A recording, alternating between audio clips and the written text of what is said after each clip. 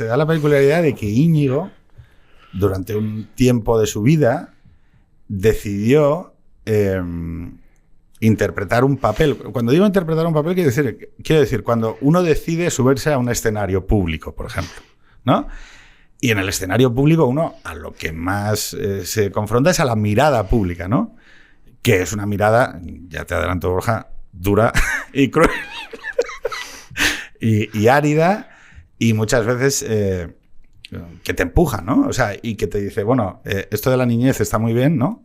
Uh-huh. Pero tú a partir de ahora vas a ser una cosa fiscalizado. Y va a ser fiscalizado. Y sorprendentemente, tu vida privada deja de ser privada. Sí. Tu vida en el espacio público pasa a ser un juicio constante. Sí. ¿No? Y uno llega allí, ¿no? Y está en mitad de la pista de baile interpretando un papel que merece la pena. O sea, te digo porque a ver si nos vamos a poner aquí en plan neuras y tal. O sea, que porque yo te conocí en el Congreso de los Diputados. Sí. Te conocí además con varias iniciativas que te son propias, ¿vale? Sí. Que a mí me gustaría que luego habláramos sobre ellas, pero ¿cómo pasa uno de repente a ese centro y se mantiene entero, ¿no? Es decir, sigue, o sea, ¿qué cosas permanecen del Íñigo allí que de repente da el paso a la pista de baile y todo el mundo le mira, ¿no? ¿Y qué cosas quedan de ese Íñigo allí cuando se sale? Porque tú fuiste junto con nuestro común amigo Marcial, sí, de los que salisteis, sí, ¿no? Sí. En el año 2019. Sí. Por lo tanto, llevas desde el 2019 en la vida civil. 3 años, así es, y medio. Y seguramente recuperando partes de tu vida importantes. Sí, sin duda. Bueno, pero déjame, igual es que estáis en una mesa con un utópico que sigue siendo un utópico, ¿eh? Yo dejé la política exactamente el día que percibí y sentí que estaba interpretando un papel, fíjate lo que te digo. Y estuve 8 años en política, ¿eh? Lo que ocurre que para mí la política, podemos hablar de abrir un debate, ¿eh? Es lo más... No es necesario. Vale. No. Quiero decir que estás en un sitio donde hay micros. Puedes abrir el debate que quieras. Pedro, la definición de política es darse a los demás, con los instrumentos que te da la democracia en un país como el nuestro, y con las instituciones que te lo da. Y ese darse a los demás es tan gratificante, es tan poderoso, no desde la parte de vanidad, sino la parte de del poder transformador de la sociedad, de tu barrio, de tu país, de tu comunidad, de tu pueblo, ¿no? Es tan fuerte que vale más que ese escarnio, que hagas lo que hagas va a estar mal, ese ecosistema brutal de inercias que tienes que romper cuando vas con esa frescura, ¿no? Y insisto, ¿qué queda de aquel Íñigo a día de hoy? Pues después de una fase de duelo, tengo que decírtelo, porque me fui voluntaria y libremente, pero quedó unos años Borja, maravillosos. Es que tú no lo sabes, pero es que los polis se te cuadran. O sea, bueno. No. Sí, es cierto. A ver, lo digo como coña, pero lo digo en serio. Es que, a ver, si algún día tienes algún tipo de responsabilidad de estas, en las que eres de repente excelentísimo señor Don, ¿no? Hay que saber que hay cosas alrededor de tu vida que no te acompañaron en tu periodo de transformación, madurez, formación, y que de repente cambian. Sí. Eres un animal sujeto a una serie de estímulos absolutamente diferentes. Y entonces, sí, tu agenda cambia. Tu agenda. O sea, tu agenda. De lunes a domingo. Todos los días del año. La gente que te llama cambia. Bueno, absolutamente.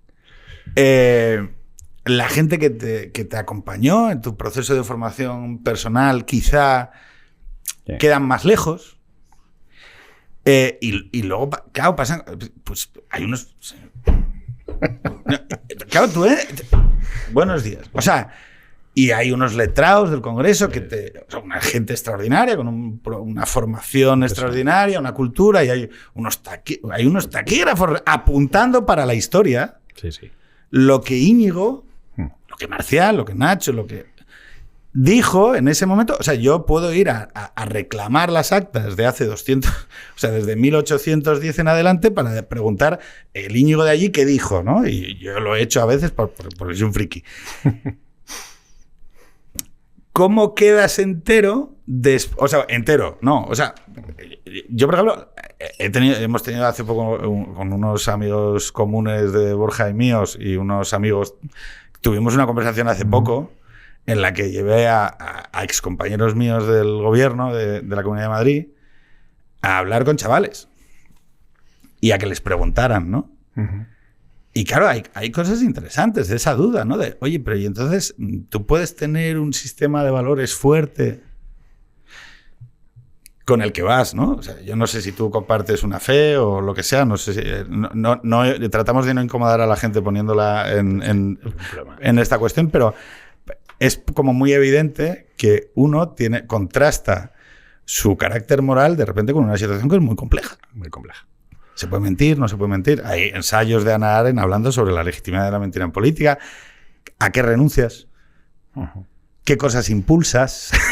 Sí, sí. Porque tus esfuerzos son limitados. Sí, sí. Porque tus esfuerzos son limitados. Entonces, claro, a mí me parece... O sea, 8 años que dan para mucho, ¿no? ¿Tú con qué te sentiste más contradicción que recuerdes? Bueno, tuve varias contradicciones, pero la mayor contradicción es encontrarte con personas que inicialmente parecen preparadas, que jamás dudan, y que si el partido dice A, hay que decir A.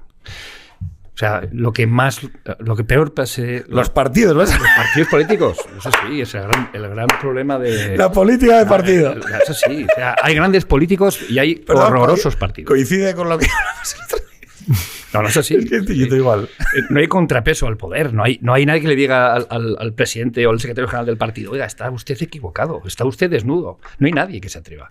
Y que te manden por WhatsApp el decálogo que hay que decir hoy. Oiga, pero ¿y si no lo comparto? O hay que votar esta ley que no. Oiga, pero ¿alguien se la ha leído? Pero si es que es buena para el bien común, que tanto hablamos. No, pero es que es morado, es verde, es azul o es amarillo. Ya, pero oiga, pero es que la podemos enmendar. Esas son las cosas que después de 8 años, los últimos 2-3 años ya fueron en las que ya decides que este no es tu lugar, ¿no? Y es donde decides que ahí ves que eres un actor que disfrutas de ese poder, de que se te cuadren, de un coche oficial, que está muy bien, pero que sobran. Y ya está. Y eso es lo que peor ha pasado, sinceramente, Pedro. Borja, dale. Sí, te quiero preguntar. Tengo 2 preguntas. Vamos a empezar con... Mira, me encanta porque, o sea, Borja se pone serio y se pone entrevistador. Venga, dale. Borja, por favor. A ver, bueno, has dicho que a los 8 años dejaste la política en el momento que te diste cuenta que estuviste interpretando un papel. Sí. ¿Cómo fue esa evolución? Bueno, cuando empiezas a sentir que la libertad está sobrevalorada en la política. Es decir, en el que tú no puedes a veces tomar las decisiones que quieres tomar. En el que, lo que acabo de decir, en el que desde un esfuerzo de raciocinio tienes que, a veces, fíjate, mi contradicción, hacer tripas corazón y sentarte con alguien con el cual tú tienes que pactar porque representas a personas en un país muy diverso. Y como las vísceras han ganado al cerebro la batalla en los últimos 8 años, pues en ese momento ves que ya no sirvo para nada. No sirvo para estar en este sitio.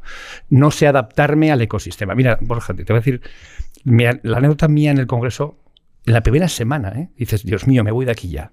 Con el honor de pellizcarte y decir, oye, aquí han pasado grandes prohombres de la política, grandes discursos catedráticos, hombres y mujeres, vamos, que se han dado realmente y que han hecho muchísimo por este país, especialmente la transición a esta parte. En la primera comisión que era, creo que fue la social, que es mi especialidad, empecé a decir cosas, soy muy estilo Pedro, ¿no? Muy vehemente en mis palabras.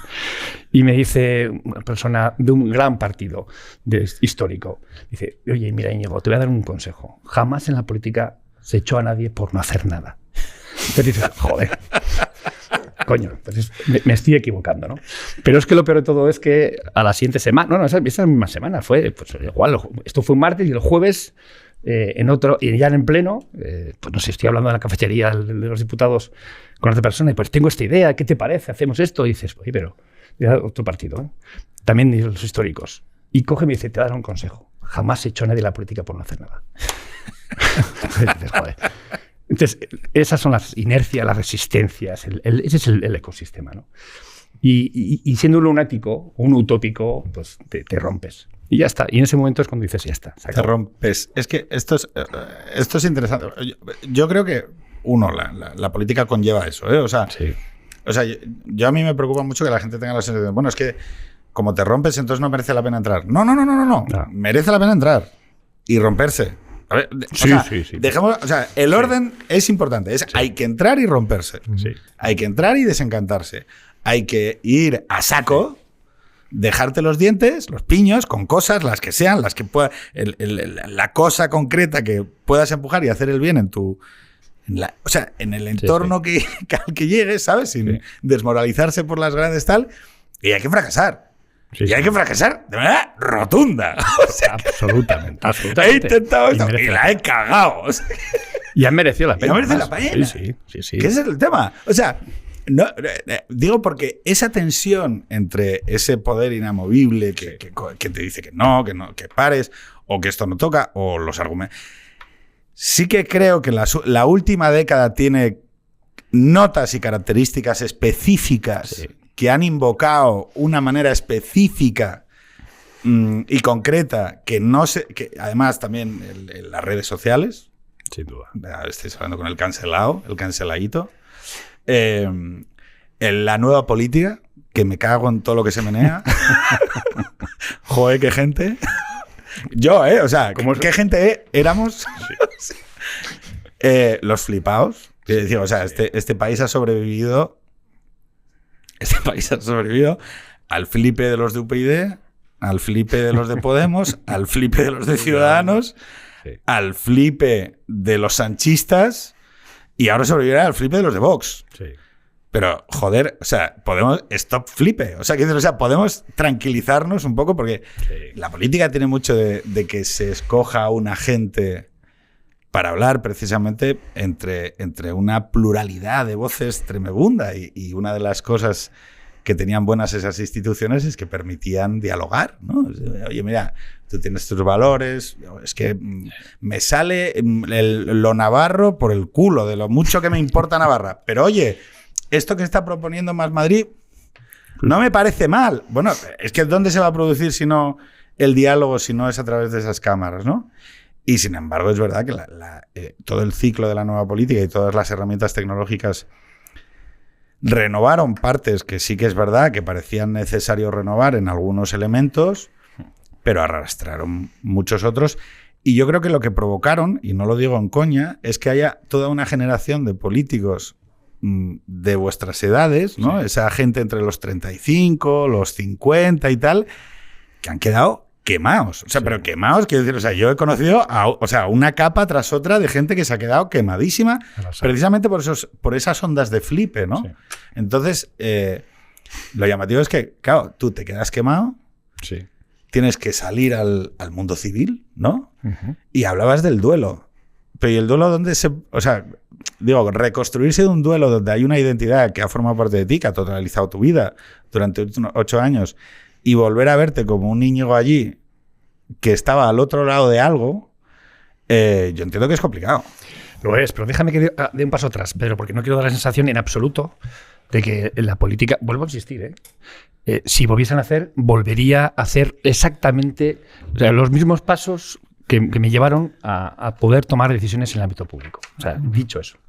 ¿Por qué? Porque además lo quiero poner en valor, ¿no? No voy a ponerme medallas, pero porque después de 8 años, 4 años de consejero de Gobierno de Navarra y 4 años de diputado, te das cuenta que has dejado un humilde delegado, sin buscarlo, simplemente porque has tenido esa oportunidad de estar en ese sitio, en ese lugar y en ese momento, ¿no? Por ejemplo, el derecho a voto de las personas con discapacidad. Eso ha valido la pena, todos los quemazos, todos los quemazones, todas las rabias, todos los viajes a Madrid diciendo, ¿pero qué estoy haciendo?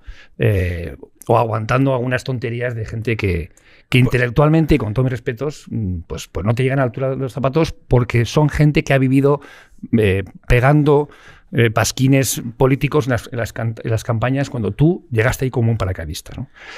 Párate ahí un segundo. Vale. Porque esto era una de las cosas en las que intento hablar con chavales.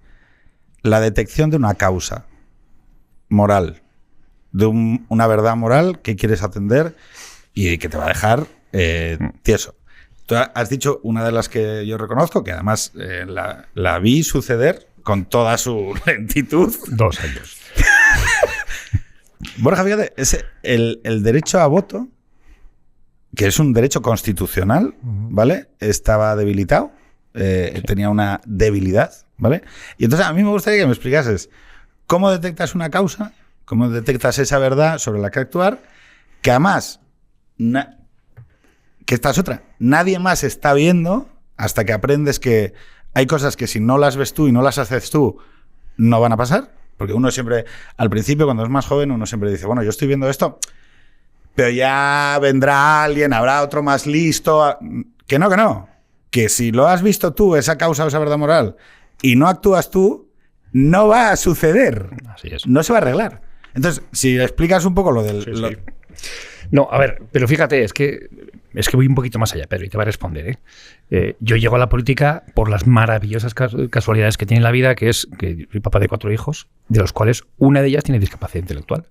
Y se me ocurre crear una fundación que le llamamos Síndrome Up, en vez de Down, Up, para entender que primero es la persona y después su condición, su creencia, su forma de vida, su origen, me da igual, ¿no? Y eso, fíjate, esa forma esa catarsis que viví y tal, pues lo llevo también como político, ¿no? Y del ruido que hago en Navarra me llaman para ser político. Esta es mi caída en la política. Por cómo, claro, esa es la causa. Ahora lo que llaman el propósito, ¿no? Que tanto se habla del propósito. Bueno, pues mi causa es ese es mi motor. Misión, valores. Sí, no, ahora... que es corporate, LinkedIn y eso es. ¿Cuál es la visión de esta empresa? ¿Es ganar perres? No. Por ¿Cuál es la misión? ¿Es los dineritos? No. Hombre, por favor. La eficiencia energética. La diversity. ¿Cómo le gusta? Joder, ¿cómo sabía que iba a saltar como un resorte? Fondos inmobiliarios, fondos internacionales invirtiendo en Abu Dhabi. No, yo es que en lo que estoy es en la diversity, ¿sabes? La eficiencia. Energetic diversity. No voy a entrar. No voy a entrar. Ana Patricia. Bueno, el hecho... La calefacción. El hecho es que efectivamente esa fue la causa y cómo identificas cuando lo vives. Y porque a veces, si no haces ni puñetero caso al partido. Oye, es que hay que hacer esto. Pues si es que eso ya se ha hecho. Y déjame que yo busque mi espacio porque es el motor vital que me hace estar aquí. Por supuesto, dentro de los parámetros del partido, de la ideología, pero déjame que... Y ya está. Y entonces Pero 2 partes. Ruido antes. Tú hiciste una fundación, sí. ¿Vale? Uh-huh. Porque de repente detectaste algo, sí, claro, en una verdad moral, o sea, en algo que te impactaba, que dices, oye, esto es así, ¿no? O sea, aquí hay un camino por recorrer. A tomar viento, me pongo. Que intuyes, ¿eh? Ese camino que intuyes, que no sabes ni que existe. Pero eso sí. Un acto de fe ahí. Muchos chavales quieren... no sé cómo decirlo, planes de empresa, previsiones a 5 años. Que no, tío. Que no. Que te muevas. Que no.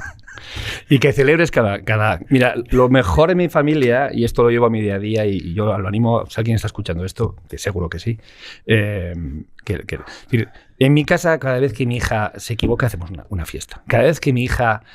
Bueno, mi hija y el resto de la cuadrilla de los monstruos que tengo en casa. Cada vez que tiene un pequeño éxito es pues, otra fiesta. Es decir, y es así, es decir, no podemos planificar nada. O sea, la vida es absolutamente maravillosa hoy, y aquí y ahora. Y eso me lo ha demostrado una niña con discapacidad intelectual. Claro, pero tenías... tienes 4 hijos. 4, sí. En aquel momento, si no entiendo mal, tenías 30 y...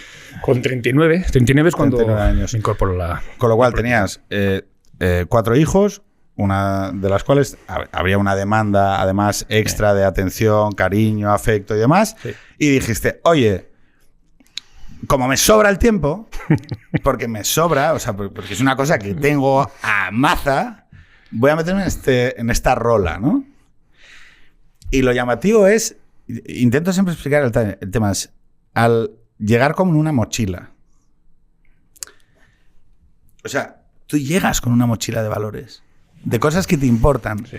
Y luego llegas a un entorno donde esa mochila se la bufa. Quiero decir, a ti ya te han cogido por lo que querían y ahora te dicen, tú siéntate aquí, pero que no es algo malo, es como una especie de, bueno, pues llegas ahí y tal, pero tú, claro, te tienes tu mochila y quieres sacar los platos, los cubiertos y tal. Y dices, yo quiero meterme en esto, ¿no? O sea, yo quiero esto de los familiares, o sea, yo era las familias. Ir en pisao, un turras. También con amigos, porque esto siempre hay que hacerlo con amigos y con gente. Esto que detectabas tú no, y estoy hablando con uno porque crees que hay uno que ese es el tema al que le resuena la misma mierda que a ti. Y con ese, con un marcial o con ese haces una alianza, o sea, con ese haces una alianza de puta madre contra todos. Sí. O sea que... Esto sí. A ver cómo engañamos. Sí. A ver cómo la jugamos, la jugadiña. A ver cómo metemos la jugadiña para que yo... Y tú me... Y entonces yo... Y es así. Así es. O sea, y es también muy bonito. Es decir, que encuentras gente con la que tienes o sea, con la que resuenas en tu carácter moral y que y forjas una especie de amistad que dura porque te has metido... O sea, siempre... O sea, suena muy mal por toda la resonancia, pero... para mí eso es la camaradería o el camarada, ¿no? O sea, tú te has metido en una guerra, no tienes nada que ver con esta persona ni por clase social, ni por origen, ni por... A uno le gusta el fútbol, al otro el bádminton, no sé qué, pero de repente hay una resonancia en un tema de una verdad, de un carácter moral y te imantas. Sí. Y ahí se produce un tipo de amistad que dura muchos años. Es decir, yo lo vi en el funeral de mi padre. En el funeral de mi padre, que había pasado por el atletismo, por el ajedrez... por el comunismo, por el antifranquismo, esos camaradas de distintos ámbitos, pero que todos resonaban en esas líneas de carácter moral, aparecieron allí. Sí. A decirte, oye, es que tu padre. Y eso es lo que al final configura quién eres, ¿no? O sea, yo, a pesar de que pueda parecer que no, que a mí el trabajo me importa y me importa ser un buen profesional, y yo creo que es... Sí, eso lo comentamos ahora, ¿no? Cómo es volver otra vez al mundo profesional de la empresa privada, ¿no? Pero yo sé que cuando me vaya o cuando mis hijos me tengan que recordar, no me van a recordar por los proyectos de puta madre que habré hecho para una empresa. No. O sea, ya, pero es que no sé si a veces se lo explicamos bien. Yeah. No sé si lo explicamos bien a los chavales altamente productivos de high performance. Borja, ¿se lo explicamos bien? A ver, es que es complicado, porque realmente yo creo que vivimos en una sociedad en la que se busca mucho el poder, y el poder va mucho relacionado con el reconocimiento. Y no es lo mismo trabajar para para las... No las voy a nombrar tampoco, pero para las Big Four. Sí.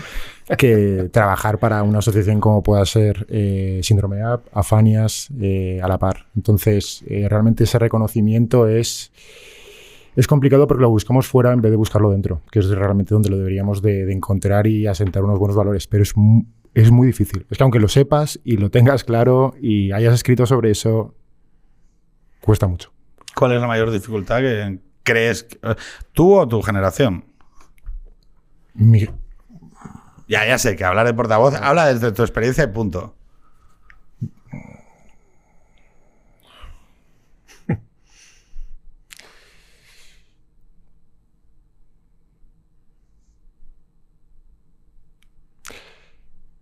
¿Te puedo dar una pista? Dale, suelta algo. Mira, a mí me preocupa mucho una cosa, y es que los nuevos modelos vamos a decir masculinidad, pero no son nuevos modelos de masculinidad, sino los nuevos modelos de vida, ¿vale? Que nos encontramos, escinden, en muchos casos, a la persona de sus lazos, de sus anclajes, de sus comunidades, ¿no? Puede ser. Hoy el éxito personal y profesional de los jóvenes se construye alrededor de algo como me voy al Reino Unido, me voy a un máster, tengo una novia, pero como el trainee de Boston me manda a Boston y allá a la City, pues tendremos que romper, ¿no? Porque ya habrá tiempo de volver a encontrar un amor en la vida, ¿no? Nos vamos porque queremos trabajar en instituciones internacionales, ¿no? Y entonces pues estamos en la OTAN o nos vamos a Bruselas y tal. Y bueno, pues porque también es verdad que al sistema productivo le viene de puta madre tener a gente muy productiva y muy desanclada. No sé, no me acuerdo qué entidad financiera siempre decía que ascenso era igual a cambio de destino, ¿no? Como los militares. Porque, bueno, hombre, tener a un chaval de 29 años trabajando como un burro hasta las 10 de la noche en una capital de provincia, pues es rentable. Diversity, eficiencia económica. Entonces, claro, yo, por ejemplo, hay una cosa que me preocupa bastante, ¿no? Que es... constantemente estamos diciendo lo que les estamos dando a las nuevas generaciones y les estamos dando muchas cosas. Mi padre salió por primera vez de España montado en una Vespa con 26 años a hacer la vendimia de sur a norte. Y esa era la primera vez que salía al extranjero, ¿no? Hoy los chavales salen como tarde a los 18, algunos. Otros no, pero... O sea, y tienen unas experiencias como muy, muy plurales, ¿no? Y Netflix y una cultura vastísima a su alcance en Internet y demás, ¿no? Y sin embargo hay cosas que siguen incrementándose, ¿no? Y nadie... la debilidad de salud mental, ¿qué tal? Jorge acaba de llegar justo en el momento clave. Hola, Jorge. Hola, Jorge. Vamos a hablar de la salud mental, Jorge. Bueno, justo. Tengo un amigo que dice que le ha empezado a pagar a un psiquiatra argentino. Y entonces... se ve a sí mismo como desde fuera, ¿no? Sí, a mí me han contado el caso y es muy raro, porque es un amigo tuyo que es muy carismático. Es un tío, la verdad que tú le ves y dices, pues yo le veo que es un tío muy, ¿sabes? Atractivo, carismático, con mucho ímpetu, un tío muy culto, muy listo y tal. Y bueno, pues, va todo tipo de gente a estas cosas. No, y entonces el psiquiatra, que es argentino, dice, bueno, está pibe, tal. Y entonces él empieza a decir, claro, es que mi mamá no me quiere y tal. Entonces, claro, y el psiquiatra le cobra 80 euros. Entonces, la próxima vez que queráis decir mi mamá no me quiere, que bueno, lo acabamos diciendo todos delante del terapeuta, no sé si habéis tenido la ocasión, pero lo hemos dicho. No. ¿Nunca lo habéis dicho? Hay que ir al psicólogo. Pero igual es que a ellos les querían. A ver, yo he ido, pero no he dicho eso. Es una variable que no has computado, que es que igual a ellos les quería sumar. ¿Sí? Sí. ¡Qué fuerte! O sea, ¿no? Pero ¿no creéis que, por ejemplo, la salud mental es un tema que respecto de los jóvenes está siendo realmente mal abordado? Sí, totalmente. ¿Y por qué? A ver, yo creo, bueno, he apuntado varias cosas cuanto a la pregunta anterior de cuál creo que es el mayor problema que afronta mi generación. Entre otras hay una gran falta de liderazgo benevolente y que sea coherente con la acción. No lo hay. Encontramos mejores roles en la ficción que en la realidad. Hay hay figuras que a mí personalmente me inspiran. Me gusta mucho cómo habla Simon Sinek, Jordan Peterson. Pero esto ya sí que es opinión personal. No como lo mío, que es... Sí, no, pero... academia. O sea, no, pero dime. Claro, lo que ocurre es que los que deberían de ser líderes, o parte de los que deberían de ser líderes pues vamos a hablar simplemente de España, es el mundo, pero vamos a focalizarnos en España, deberían ser los políticos. Y como estaba comentando antes Íñigo, hay una agenda por detrás y realmente no puedes decir lo que tú piensas, sino lo que dice el boss y no te puedes salir de ahí. Y realmente, o sea, yo estoy convencido de que esa utopía de la que hablabas se aleja de esa realidad en la que vivimos hoy en día y es complicado de transformar porque está como muy asentado y hay demasiado control en cuanto a los medios, y sobre todo luego también que la gente está acostumbrada a una instant gratificación, no tiene paciencia, está todo el rato, ¿sabes? Como en plan, se cansa de algo y en cuanto algo le chirría y no cuestiona su sistema de creencias, ya coge y dice, va, pues esto no. Y no realmente no trata de escarbar y hondar a ver si eso es cierto o no. Uh-huh. Yo fíjate que hay una parte ahí sobre la renuncia a transformar la realidad que sí que percibo, ¿no? O sea, es decir, el hecho de diréis, joder, pero esto es un síntoma de la juventud de todo el tiempo. Percibir que el mundo no es como debería ser, ¿no? Es soñar con un mundo más real. Sí, ¿no? Perfecto. Pero sí hay un elemento de lo que decía él, de la política se nota mucho, ¿no? De que el político que es un líder aspiracional ahora está más en detrimento que el político que intenta hacer ver que es como tú, o incluso el político que es directamente una basurilla, ¿no? Me acuerdo, joder, si te ves los líderes carismáticos, ¿no? O los líderes aspiracionales que ha habido, ¿no? Un Kennedy, incluso Suárez, ¿no? Que era un tipo que, bueno, que es verdad que no tenía una gran formación, pero bueno, pero que representaba algo, ¿no? Representaba una aspiración de los españolitos de ese momento. Porque era un tío con buena presencia, y era un tío que hablaba bien, y era un tío que tenía como una fibra moral, ¿no? O eso aparentaba. Y sin embargo, se ha ido transformando la cosa como en que tiene que ser alguien, una cosa muy demótica, ¿no? Como que tiene que ser alguien muy con el que tú te puedas relacionar de tú a tú.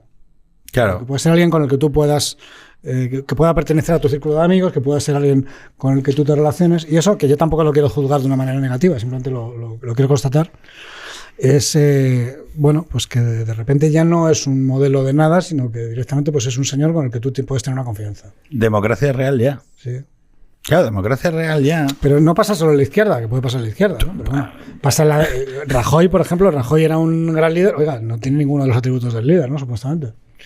Bueno, tiene uno que es muy estable, que es muy previsible, y que la gente... No, pero no te rías, porque no lo digo como una forma que a mí, ¿no? El personaje no me genera ningún tipo de animadversión, al contrario. A mí tampoco. O sea, además creo que la distancia temporal le va... O sea, creo que le acrecienta como a las pirámides de Keops, ¿sabes? En 10 años será el Monte Rushmore. Sí, o sea... España, estará Rajoy y poco más. Pero es verdad que para la propia gente que tenía, los jubilados o la gente de más edad, pues cuando le veían andando rápido por la calle, no sé pues era como, pues esto es un señor normal. Y claro, la normalidad es un valor ahora también. Claro, pero fíjate, la normalidad es un valor, ¿no? Es llamativo porque yo creo que hay una cuestión ahí sobre los jóvenes, ¿no? Que es, esa tremenda ambición por transformar la sociedad cada vez está más procesada dentro de estructuras que la instrumentalizan. Quiero decir, a Rockefeller nadie le pedía que fuera buena persona. Todo el mundo sabía que era un hijo puta y lo máximo que le pedían, si eso era que cumpliera la ley, ¿no? Sí. Y sin embargo ahora los líderes empresariales, ¿no? tienen que escenificar que son gente virtuosa cuando lo único que yo les pediría es que cumplieran la ley. Sí, es al revés, ¿no? Ahora, no presumen de cumplirla, pero... Todavía me acuerdo de... Bueno, da igual. Entonces, la COP, la cumbre del climasito, ¿no? De hecho, es que no... Hacer lo otro para no cumplir la ley. La cumbre del clima, ¿vale? O las cuestiones muchas veces abstractas, ¿no? Están concentrados muchas veces los esfuerzos de los jóvenes, ¿no? Y luego un tipo de actitud y de actividad que se desarrolla esencialmente en el mundo digital. Y aquí volvemos al tema de salud mental. Nosotros sabemos, y está ya por fin hipermedido, la primera vez que yo se lo leía a Jonathan Haidt era una cosa muy puntual, pero todo esto ha ido acompañando a que es lo que está sucediendo, que que el consumo, el sobreconsumo, el trastorno comportamental del sobreconsumo de redes sociales, sobre todo en etapas primarias de la infancia, la sensación de separatidad a la que te puede llevar, de sensación de aislamiento, los sucesos de bullying en entornos digitales, sobre todo, por cierto, en el género femenino, que esto es muy llamativo. Es infinitamente más peligroso el bullying femenino que el bullying masculino, porque el bullying masculino, que es una putada, que te den de hostias o que te humillen, ¿no?, en físico, se acaba cuando normalmente uno tiene un hogar sano, cierra la puerta, se refugia en su hogar y, bueno, la cosa es terrible, pero ya pasará. Pero claro, el bullying digital que juega con el aislamiento y las dinámicas de aislamiento y de a ti te ajunto y no te ajunto, que es esencialmente un bullying de carácter femenino, ese se desarrolla esencialmente en el entorno digital y se te persigue incluso hasta la habitación. Y Jai tiene una imagen muy poderosa que es: no entiendo qué puede llevar o sea, cómo podemos entender como normal que una adolescente de 15 años esté a las 2 de la mañana actualizando la pantalla de su móvil, viendo cómo todo el grupo de chicas de su clase la insultan, ¿no? Y eso, bueno, yo creo que es uno de los temas para mí preocupantes. Se vincula mucho con cómo hemos desatendido una parte por hablar de otras dinámicas, pero de los problemas específicos de los jóvenes, y cómo de repente pues empiezas a raíz de eso a mirar otras cifras y ves el consumo de antidepresivos, la soledad de la gente, que la gente sin familia es mucho más tendente a tener una peor salud, a tener evidentemente menos ánimo de vida, etcétera, etcétera, etcétera. Y empieza la ideación del suicida, ¿no? Que es el momento en el que uno se imagina la muerte. Y lo llamativo es que, y aquí le cedo la palabra a Íñigo, es que no hemos hablado de esto los últimos 2 años, pero sí hemos hablado de la eutanasia. Sí, sí que sí. No. O sea, a ver, yo este señor impulsó un plan de atención nacional a la realidad del suicidio, 2017. Votado unánimemente por todos los grupos parlamentarios. Unánimemente. Y dábamos un plazo de 6 meses al gobierno de España, me da igual el color que estaba, a desarrollarlo de manera coordinada con todas las comunidades autónomas. 4 años después, nada, 5. 2017, ¿vale? Y sin embargo, la eutanasia, que no es unánime. Espera. ¿En qué consistía ese plan? ¿Y ahora el cannabis? Te cuento. Y ahora el cannabis.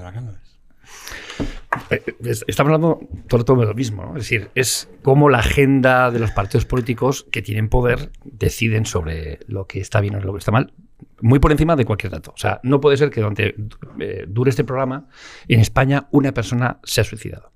Y no puede ser que 20 personas lo han intentado. Y no puede ser que 80 personas están en este momento ideando cómo acabar con su vida porque no tienen ninguna otra opción. Eso es dramático. O sea, en España 3.900 personas, según el INE, el cierre de 2021, acabaron con su vida.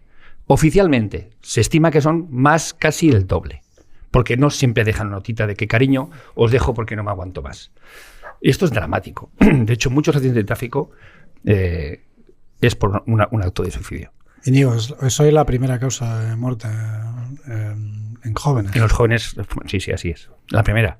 Y lo que es peor todavía, que es que hoy si hablas con los psiquiatras y psicólogos de los mejores hospitales, me da igual, públicos que privados, de este país, te dicen que es que ya niños de 8 años empiezan a tener ideación de suicida. Jamás en la historia, jamás en ninguna economía de lo más desarrollada, entre comillas que podemos decir, está ocurriendo esto. Que la catarsis con el COVID pues seguramente tenga algo que ver.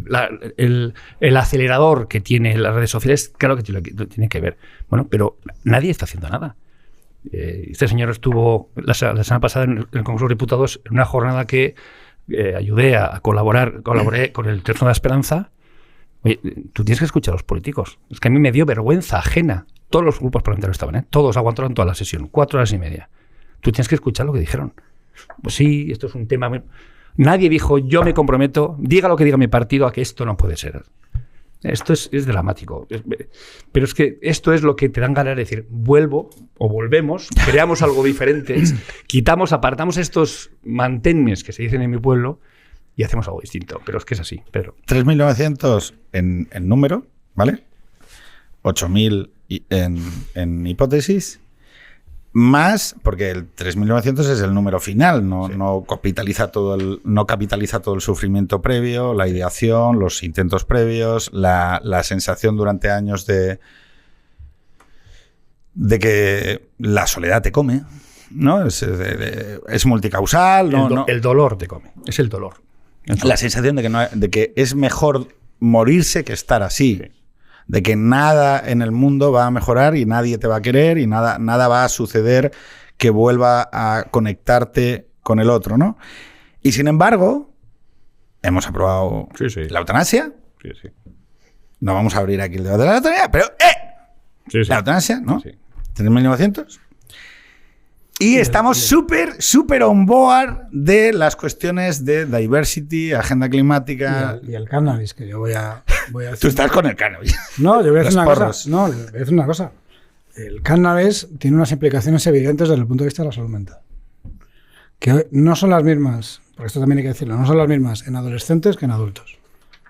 Y en niños y adolescentes es unas implicaciones muy gordas y en adultos podemos hablar. Pero las tiene. Y es un debate que no se está teniendo a la vez que se tiene este nuevo intento de meternos la legalización, ¿no? Con la cual yo insisto que por principio no estoy en contra, pero habrá que hablar de esto. Yo por añadir esto, jóvenes, ¿no? Los jóvenes deberían reaccionar ante esto. O sea, digo, no digo que sea responsabilidad de ellos, ¿no? Pero uno piensa, oye, pero digo, si los tenemos a todos metidos en la cumbre del clima y poniéndose ribbons, que se llama así, ¿no? Ribbons. El tema de la angustia esta, ¿no? ¿Cómo se llama? La ansiedad climática. Climatic anxiety, me dicen. Hay 3.900 tíos que mueren en tu país, pero el problema allí es lo climático, ¿no? Bueno, digo, sin hacer escarnio de cuestiones que me pueden parecer... Bueno, un poco así estás. Bueno, sí, un poco, vale. Pero es que merece la pena, ¿no? O sea, es decir... los procesos de salud mental asociados... ¿Es posible que el rollo climático sea una vía de salida a determinadas neurosis? O sea, ¿es posible que lo climático podría tirar desde el medio campo y me jugaría que correlaciona. Sí, o sea, te tiro un balonazo y lo rematas. O sea, sí. Borja, tú... ¿por qué hay cuestiones que quedan apartadas en el mundo de los jóvenes? ¿Por qué crees? En cuanto al... A ver, depende de qué tipo de tema. Me encanta porque para ti el flow extremocentrista es como, no, a ver, pero especifícame. Sí. No, pero a ver, ¿tú por qué crees que este tema no es un tema que trascienda al mainstream mientras otros sí trasciendan? Porque es muy tabú.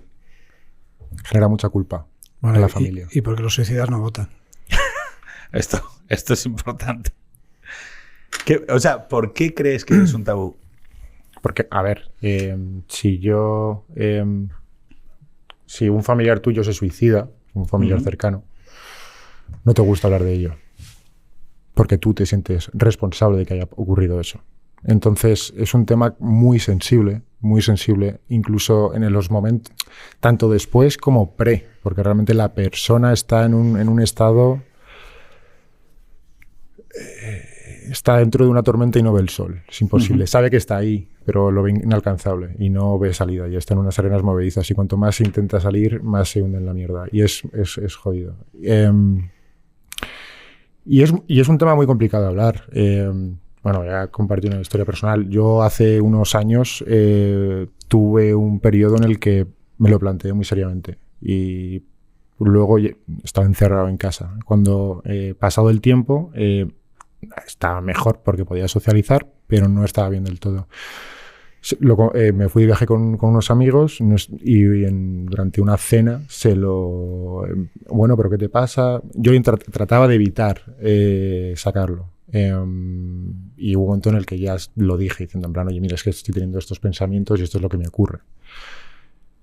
Lo que ocurrió después, justo en ese momento, es algo que yo espero que la gente, si está escuchando esto y se ve en la situación, no actúe de la forma en la que mis amigos actuaron en ese momento.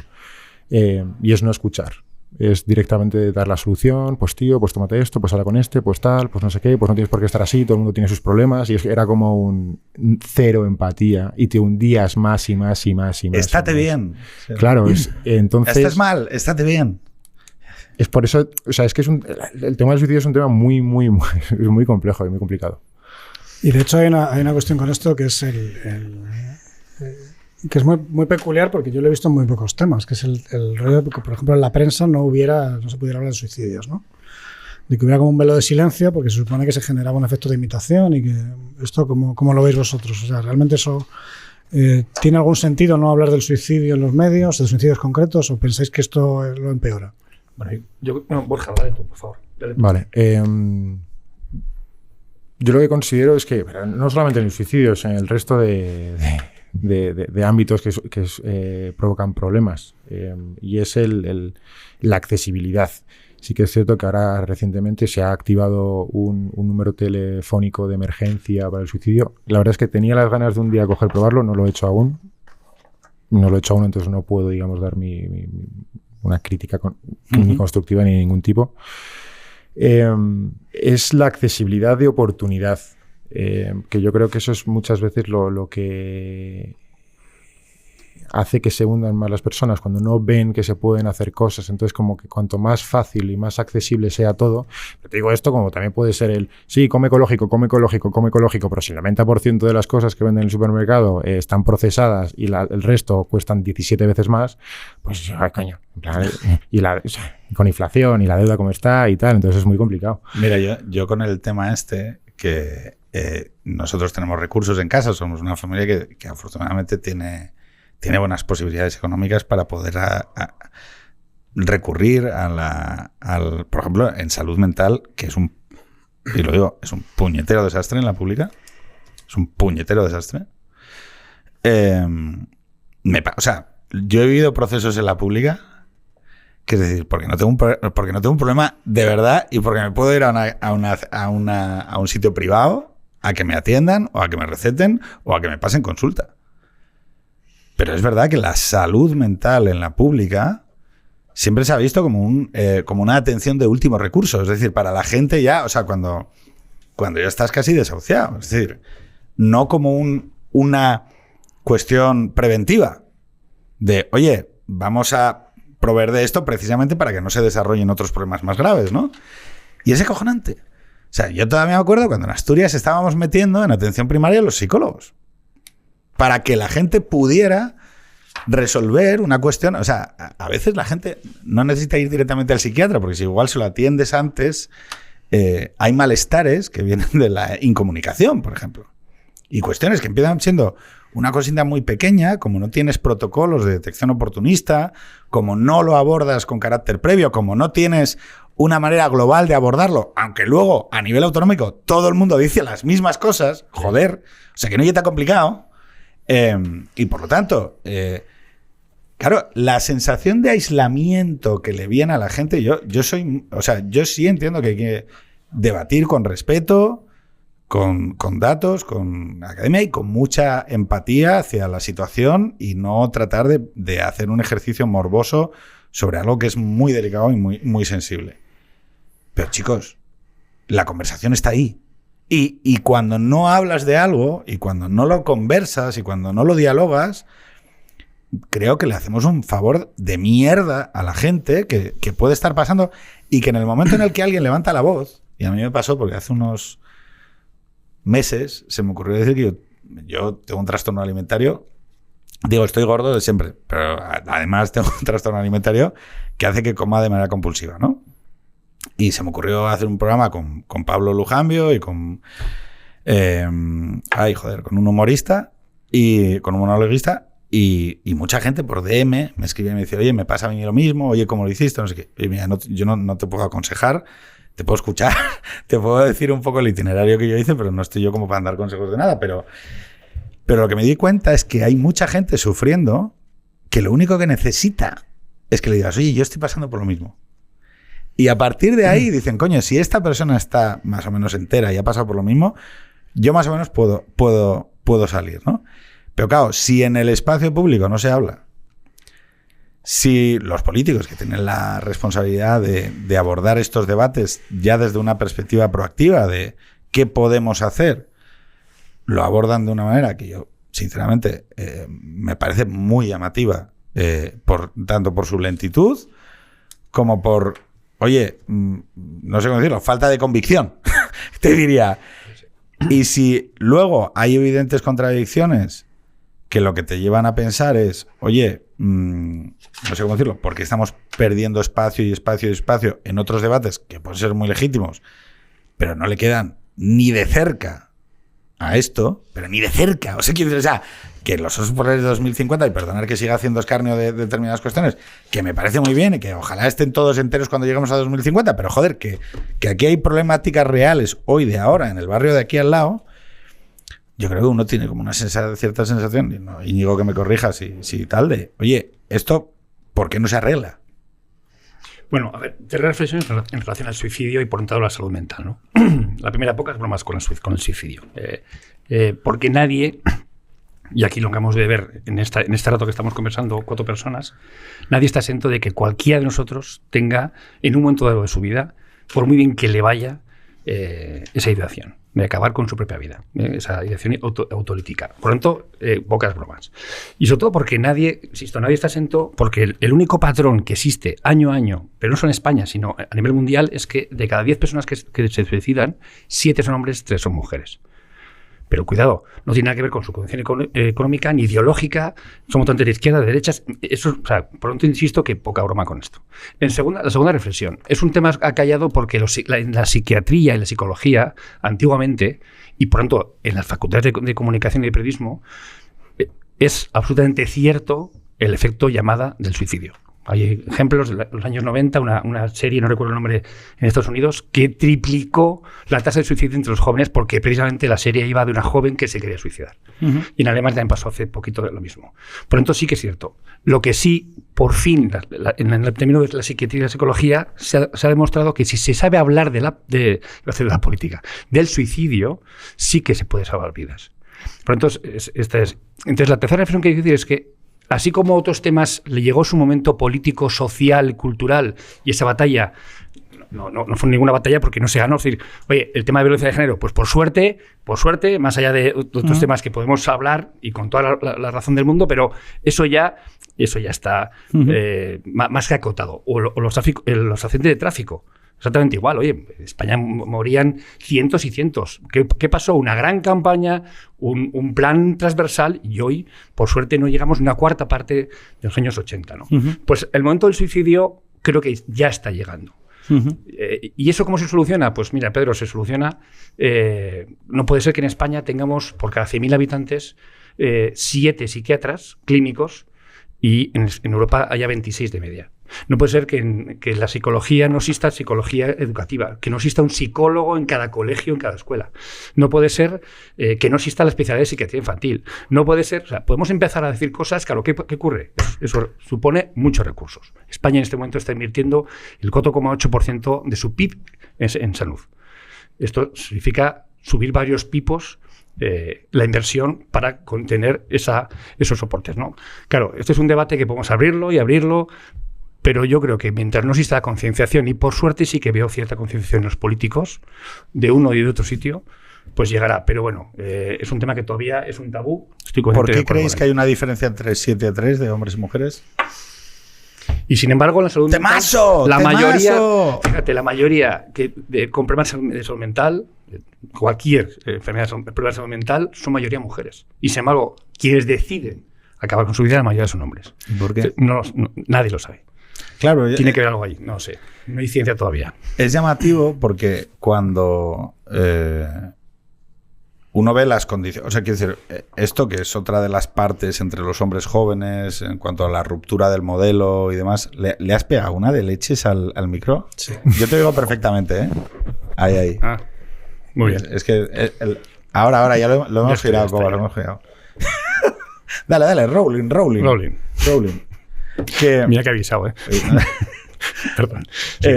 Oye, ¿cuánto llevamos, Coba? 53. 53. Sí. Vale. Sí, vale, perfecto, no hay ningún problema. No, que yo, por ejemplo, hay una cuestión que sí que noto en una parte de la contestación que ha habido en Internet a las cuestiones que afectan a los hombres, ¿no? A por qué la salud de los hombres es estudiada menos, ¿no? O por qué se entiende que no hay que atender a esta cuestión. Una de las partes que se aducía es, no, como es una problemática esencialmente masculina, ha pasado bajo el radar. Uh-huh. O sea, digo, no voy a obligar a nadie a afirmar algo que no sea cierto, pero es verdad que en la cuestión que hoy podemos observar en relación al suicidio o al sinhogarismo, que son cuestiones muchas de vulnerabilidad masculina, sí, porque son las que acreditan y que se acreditan alrededor de la condición masculina, hay una menor atención en el espacio público a estas cuestiones. Y a mí es una cosa que me llama la atención. Oye, pero ¿por qué? ¿No? Es decir, hemos dejado de saber reclamar determinadas cuestiones porque entendemos que si hablamos de que el hombre... es porque el hombre no... ¿eh? Has abierto un charco, un melón de barro y entonces yo me voy a arrojar. Vale, tírate en plancha, colega. Si tú vas al grano fino, evidentemente tú puedes distinguir entre hombres que son pobres, hombres que tienen buena salud mental, hombres que tienen estudios, hombres que tienen una carrera profesional, hombres que tienen pareja, hombres que tienen familia, hombres que han nacido en tal sitio o en tal otro. Ahora, si tú haces una divisoria entre hombres y mujeres, pues, chico, te vas a encontrar con unos grandes números y los grandes números son esos. Claro, pero fíjate que a mí es más allá de que uno... Te lo digo de otra manera, que lo hemos hablado muchas veces. Si tú consideras que todas las mujeres están explotadas por todos los hombres en conjunto, pues resulta que hay un señor que es un suicida de Albacete que está explotando a Ana Botín. Claro. No, a ver, yo, ¿sí? O sea, el tema es que la agregación por géneros existe. O sea, se puede hacer, pero entonces, claro, te van a salir cosas a un lado y a otro, ¿no? También existe por procedencias, y por raza, por etnias. Claro. Entonces, el tema es que en el concurso de los debates públicos ¿Has visto cómo entro? Joder, entras pero con fuerte. O sea, ha sido durillo. Claro, uno de los debates sobre el debate, o sea, sobre el metadebate, que a mí últimamente me está preocupando más, digo, desde que he sufrido la cancelación de mi cuenta, que o sea, tampoco se me echa de menos, ¿eh? Sí. O sea, hay 2 o 3 movidas históricas con la libertad de expresión y tal. Estuvo el juicio a Lenny Bruce en los años 60, lo del Hustler ¿no? ¿Cómo se llama? El Larry Flynn. Bueno, estás escogiendo buenos ejemplos, o sea, gente muy... Sí. Y luego ya pues viene lo tuyo. No, pero... Bueno, y lo de Silvia. Y lo de Silvia. Bueno, por cierto, que hay redes de investigación que están desvelando partes de mi vida. Sí, o sea... Sí. Se ha descubierto, por ejemplo, no sé si lo sabéis, esto es primicia, ¿eh? O sea, por favor, ¿cuál es mi cámara? ¿Cuál es mi cámara? Se ha descubierto que... Punto pelota. Se ha descubierto que Pedro viene de una familia de izquierdas y que tenía un padre comunista y senador. Que fue legionario y luego senador por el PSOE. Ojo, cuidado. No, pero bueno, está bien. Se sabe todo, al final se sabe todo, ¿no? El proceso de lo bueno y lo malo.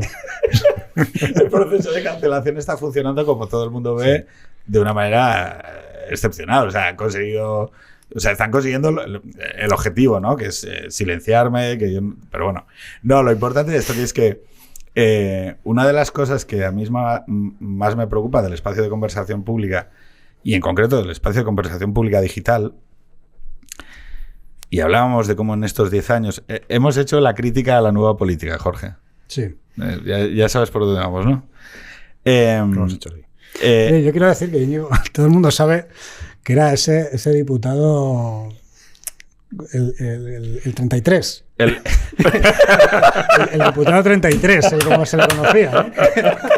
83, joder. Fue un adelantado a su tiempo, porque luego ya vino Navarra Suma y tal, pero era el diputado 33. Fue el primer diputado de Navarra Suma. Pasaba, sí, No, mucha yo gente no. Ya, Yo hombre. fui el último de UPN. Ya, pero digo, pasaba más tiempo con los diputados del Centro Liberal que con los Qué del... cabrones. Lo que tuve que escuchar en Navarra por ir contra los antiforalistas. Joder. coño, pero hiciste una labor. Tú destruiste la postura anticupo Claro. desde dentro. Es que, o sea, pero, o sea, Lo dile- conseguí que Ciudadanos comprase el fuero. O sea que... No, por eso te digo, o sea, dile a los navarros que si hoy, o sea, aquello se disolvió Hoy disfrutan del fuero, es gracias a Íñigo. persuadiendo 33, dice. a los de Ciudadanos diciéndoles, o sea, pero a ver, ¿qué les decías? Tienes que entender que esto es Sí, tú. pues, esta Sánchez tradición. fuerte, no sé qué. Tal. Pero bueno, aquí España amaza, o sea, ¿qué les decías? No, pues que los privilegios son privilegios, ya está. Si digo eso y se escucha al contrario, tío. Oye, es un derecho preconstitucional, ya está. Y Prepolítico. prepolítico. Ya estamos. Efectivamente. Prepolítico. Claro, prepolítico. Esto es un tema de personas, joder. Va asociado a la persona navarra, ya está.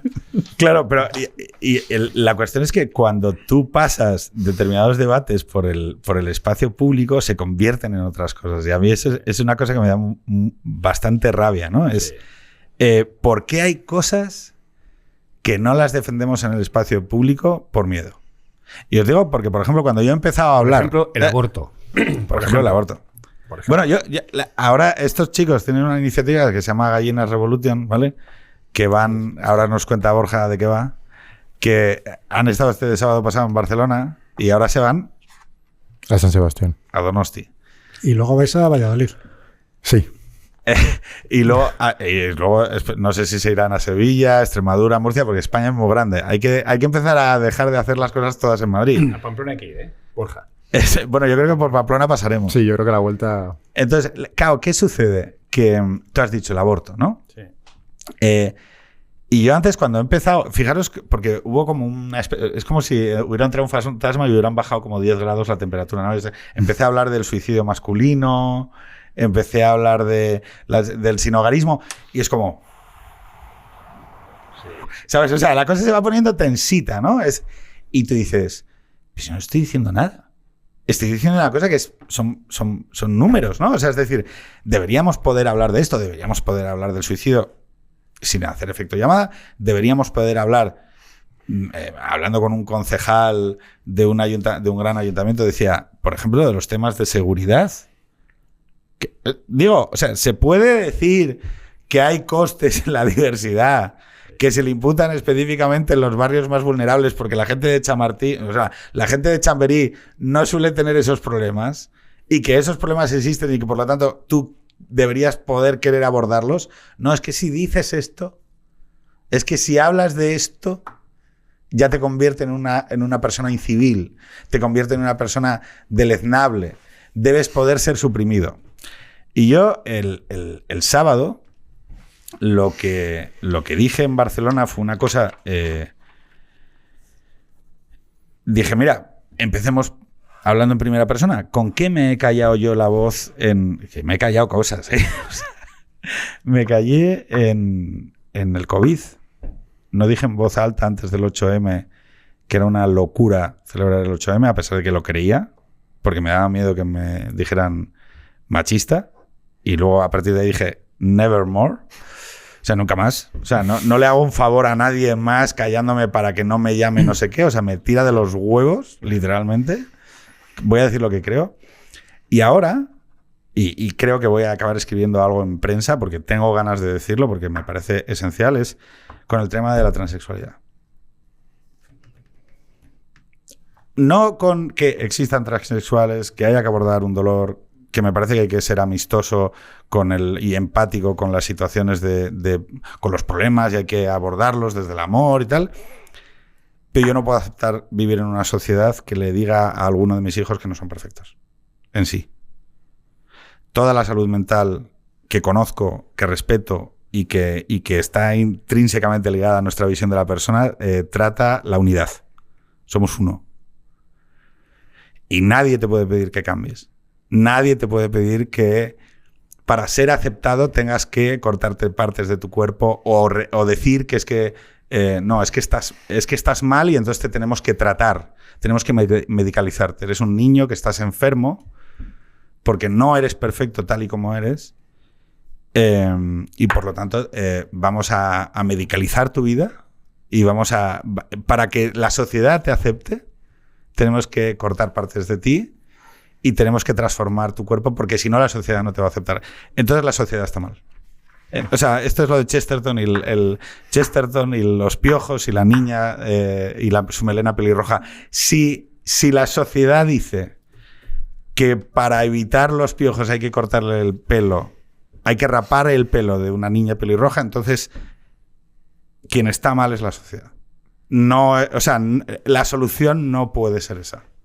Y como me he callado con esto, y no. Y estoy dispuesto a confrontar. Pero fíjate que si algún día algún responsable del Estado mete a mis hijos en una habitación y les dice, es que estoy dispuesto a decir que no. Eso no va a pasar. Coger una escopeta, ¿no? En plan, o a que no vaya una bomba. A que no pase. O sea, digo, porque también creo que hay que poner pie en pared con algunas cosas. Conceptualmente pasa una cosa muy curiosa, porque normalmente la izquierda del 68 y la izquierda postmarxista abogaba por la desmedicalización, ¿no? La antipsiquiatría, un enfoque libertario, ¿no? De la persona, que es decir, oye, ¿por qué De hecho, todavía existe esa corriente, ¿no? El otro día compartí un artículo con vosotros, ¿no? Decía, oye, no existe la enfermedad mental, sino que esto es otra manera de expresarse. Y eso es una corriente que existe todavía. Pero a la vez tienes otra corriente que te dice, no, hay que medicalizar desde la infancia este problema, o esto que yo considero que es un problema, y modificar el cuerpo con la técnica para lograr que esa persona sea lo que es en esencia, ¿no? Entonces es un poco raro, ¿no? Porque coexisten las dos tendencias y la tendencia, digamos, de la izquierda Foucaultiana o de la izquierda postmarxista o frankfurtiana sería decir, oye, ¿no? Pues usted disfrute de su cuerpo y cómo va a intervenir un médico, el Estado, ¿no? ¿Cómo va a intervenir el Estado ahí? Pero ahora tiene que intervenir el Estado. Pero tú decías el aborto, porque esto es exorcizar y aprender a hablar de cosas de las que llevo mucho tiempo callado y digo que no, pero el aborto. No, pues tú dale con el aborto. No, a ver, el problema es ¿tú estás a favor del aborto? No. Mi respuesta al aborto se llama mi hija Inés, que tiene síndrome de Down, ya te lo he dicho. Y desde la primera ecografía sabíamos que tenía el pliegue nucal más extenso y por tanto había una altísima probabilidad. Y nos negamos a hacer la amniocentesis. Ya está. Esa es mi respuesta ante el aborto. El problema está, que llevado a mi terreno, es que de cada 10 fetos que son identificados durante el embarazo con un síndrome de Down, es decir, una trisomía, con un cromosoma de más en cada una de sus células, no nacen. Solo nace uno. Por tanto, en esta tendencia, llevamos ya así, ya más de 25 años, dentro de 60 años no va a haber una población de Down en España. Y no sabe lo que se pierde la sociedad española sin saber convivir. Es decir, por eso estoy en contra. Déjame decir una cosa, sí, pero favor. ¿Eso no es diversidad?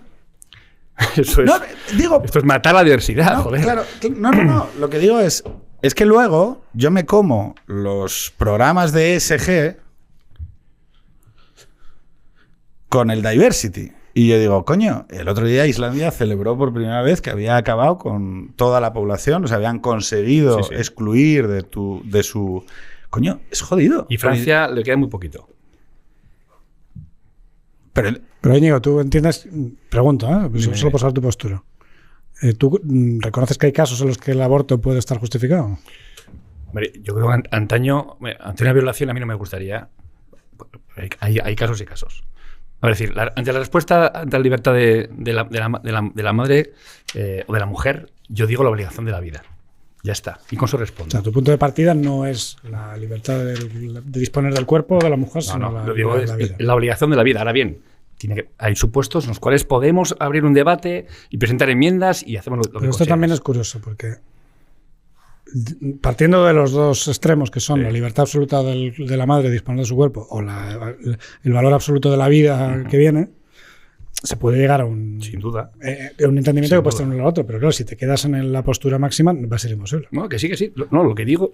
No lo digo por ti, digo en general, ¿no? Pero es que ese es el problema del debate democrático en el que vivimos, esa polarización. Y en términos históricos o incluso biográficos, para mí, joder, que veníamos de un cierto consenso, ¿no? En torno a la idea de que, bueno, que hay una ley de plazos y que, joder, los abortos en España se disparan con el primer mandato de Aznar.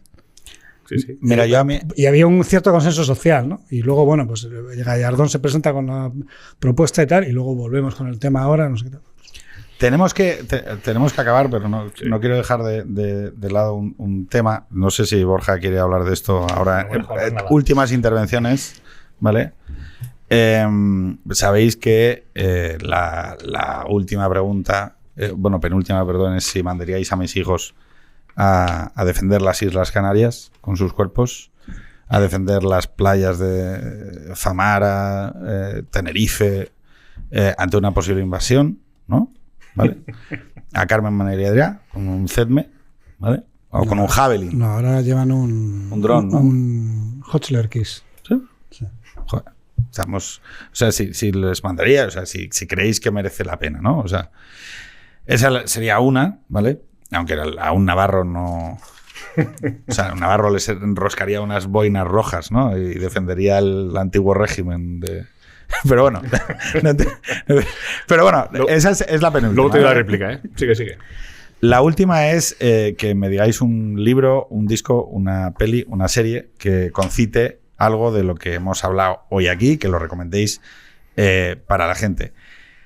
Y como solo leve asunto, yo con el tema del aborto creo que se ha confundido el debate del derecho positivo con el debate de la vida deseable o del modelo de vida deseable. Uh-huh. Hemos reducido el aborto a una conversación sobre leyes y reglamentos, a argumentaciones sobre el Código Civil. Y a mí eso me parece que empobrece de cojones el debate. Empobrece el debate, ¿por qué? Porque uno, o sea, si tiene que formalizar algo tan complejo como una situación... En la vida es muy difícil positivizar a veces todo, ¿no? O sea, llevar a reglamentos todo. Una vida es muy imperfecta, es muy tal. Perdona, te interrumpo, porque lo que ha pasado en muchos temas, y esto es un tema que manifiestamente ha sido así, es que si tú tienes una pluralidad de visiones en la sociedad, como estábamos diciendo, un abanico, ¿no?, de gente que va desde la disposición absoluta de mi cuerpo, incluyendo el feto que está dentro o el embrión, a la absoluta importancia o absoluta inviolabilidad de la vida que está gestándose, tienes un abanico de posibilidades, ¿no?, y de opiniones. La ley, en una sociedad funcional, debería ser el marco que permite que esas opiniones se encuentren más o menos. Se expresen, por lo menos. Se expresen y se encuentren más o menos. Sí. Ahora no. Ahora parece que la ley tiene que ser la expresión de una postura moral máxima, que puede ser una o la otra. Entonces, así es muy complicado ponerse de acuerdo. Bueno, y voy a hablar... Primero, que yo parto de la base que a veces el acuerdo es llegar a un desacuerdo. Es decir, oye, mira, sí, yo esto lo acepto... En el que nadie está contento. Claro. Y entonces aquí viene la reflexión de McIntyre, ¿no?, que dice, oiga, si yo en una comunidad moral... McIntyre, tras la virtud, si yo en una comunidad moral tengo una parte de la población que considera que algo son asesinatos de niños y otra parte de la comunidad moral que dice que es un acto irrelevante a efectos de carácter moral, o sea que no tiene ningún tipo de significado moral, es un acto fisiológico que, como comprarse un donut, ¿podemos hablar de que hay una comunidad moral? Eso lo vamos a ver ahora con el caso en Estados Unidos, la revisión del caso de Roe. Porque lo que va a suceder es que sencillamente los estados, si finalmente revierte la decisión a los estados que tengan una mayoría sociológica republicana van a tener unas leyes y los estados que tengan una mayoría sociológica demócrata van a tener otras leyes. Entonces, ¿se podrá hablar de que hay una comunidad moral en Estados Unidos? El primer paso de la sociedad posliberal. Borja, dinos. ¿Mandarías a mis hijos a pelear por las Islas Canarias? Y una recomendación. A los míos. A los míos. ¿A los tuyos? Sí, claro. No, a los tuyos es fácil, no te jode, no. Es mandar a los del otro. Voy a mandar a Carmen a defender la frontera en Ucrania. Chavales de Vallecas, venga allí. Intentaría ir yo, si pudiera. Es como sois, ¿eh? O sea, mandar a morir a gente no es... No, pero a ver, que es uno de los problemas que hay hoy en día luego también, como que vamos retrasando, en vez de tomar responsabilidades y crear un cambio hoy, en vez de que lo tengan que sufrir nuestros hijos o nuestros nietos. Has contestado lo mismo que contestó una mujer ucraniana aquí, ¿eh? hace unas pocas semanas, que iría a ella.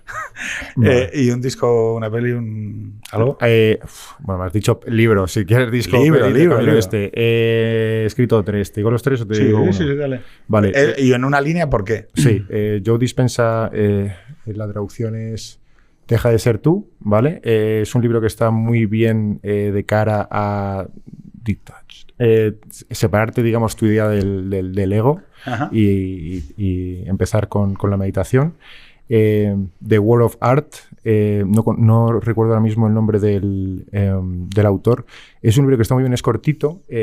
A mí me encanta porque todos los capítulos son como 1 o 2 páginas y tiene que ver siempre con historias o mensajes que te mandan para romper las resistencias que tienes y tomar responsabilidad de tu vida. Que yo creo para todos los temas sensibles que hemos tocado es muy recomendable. Y luego otro, que es Las enseñanzas del perro zen, que es de Mariana Alameda, que es un libro muy cortito, es un libro infantil, que cuenta pues las enseñanzas que el perro le dio a Mariano en este caso. Entonces, como pues un ejemplo es cómo el perro, por ejemplo, estaba jugando con algo, se cansaba, se iba por otra cosa y lo dejaba y no tenía ningún problema y estaba rayado, a ver, que tengo ni haber que he hecho esto, tiene que haber hecho lo otro. Entonces son pequeñas enseñanzas que están muy bien, pero yo creo que el mensaje que está detrás es el hecho de tratar de buscar enseñanzas en los pequeños detalles. Íñigo. Yo a tus hijos no les mandaba, te mandaba a ti. Pero de verdad un navarro no mandaría a defender las Islas Canarias a mis hijos. Depende quién es el enemigo, depende cuál es el riesgo, depende de muchas cosas, Pedro, pero... Tú sabes que las fronteras solo se determinan en el conflicto con la alteridad. Tú solo decides quién es miembro de tu familia cuando a este no le pegas. Está claro. Dicho eso, pues como español que soy, por supuesto que mandaría a todas las personas que estuviesen capacitadas y con los recursos para ir para allá. No sé si te respondo, pero bueno, pero antes yo iba contigo, eso sí, te digo eso. Hay que dar ejemplo. Vale, oye, libros. Aquí puedo soltar Steven Pinker, Jonathan Haidt, porque aquí... No, hay que leer a gente que piensa distinto que tú. Michael Sandel. Me parece un tipo que a veces a mí yo descubro cosas que yo no la llevaba en mi cartera, ¿no? Una película, pues mira, me sale una película que El estanque dorado. ¡Hombre! Bueno, pues Una fíjate. de las pelis favoritas de Paco Igea. ¿Ah, sí? Joder, Paquito. Bueno, o sea... Es que lo cuento. Y de mi padre. En la campaña de Castilla, Madre. en la campaña de Castilla y León, a veces empezó a referirse a ese estado de parálisis de Castilla y León durante 30 años como el estanque dorado. Claro, como nadie entendía lo que hablaba, dije, el estanque dorado, eso es guay. Es una cosa, o sea, es un estanque y es dorado. O sea, debe ser una cosa paradisíaca. Tal. No, quería decir, no, que estamos todos muertos. Claro. Bueno, el estanque dorado, es una peli preciosa. Yo la vi de niño. Sí. Varias veces. Sí. Años 80 y 81, 82. Sí. La última de Henry Fonda Henry Fonda. Audrey Hepburn, que ya estaba muy, muy malita de Parkinson. O sea que... Y maravillosa porque retrata el amor en la tercera edad, el sentirte acompañado en la tercera edad y el acompañamiento en la enfermedad. Y el cambio generacional con el nieto y la transformación y la convivencia intergeneracional. Me parece que es una película para ver todo el mundo. Yo tengo todavía la escena de él perdiéndose y de estar desorientado. Vale. O sea, vamos, es una película maravillosa. Oye, pues un verdadero placer. Igual, ¿a mí no me vas a preguntar? ¿Qué quieres contar, tío? Si tú tienes aquí cancha libre, ¿qué quieres contar? A ver, ¿mandarías a mis hijos a pelear? Tengo una nueva. Que es reimplantaría el servicio militar. Vale, y bien. Para mujeres también. Te lo compro. Es igualitario. Sí, Equal rights. Ya está. Pero, o sea, claro, me parece estupendo. Lo que pasa es que no sé si pondría a las mujeres en primera línea de combate, que ese es el dilema de siempre. Sabes que yo no fui, ¿no? Yo censuro eso. No, pero es verdad. Francotiradores. Sí. Igualdad también. Pilotos, sí. Pelotón, no. No, bueno, pero esto lo sabéis. Bueno, esto queda para otro podcast. Señores, un verdadero placer recomendarle a todo el mundo que escoja una causa y una verdad moral, que se involucre, que haga cosas, que escuche a su corazón, su intuición, sus injusticias, que vea las injusticias que hay en el mundo y se comprometa para cambiarlas, que es como mejoramos como sociedad y como además animamos a los demás en las sucesivas generaciones a que ellos escojan sus propias causas. Nada más. Hasta la semana que viene.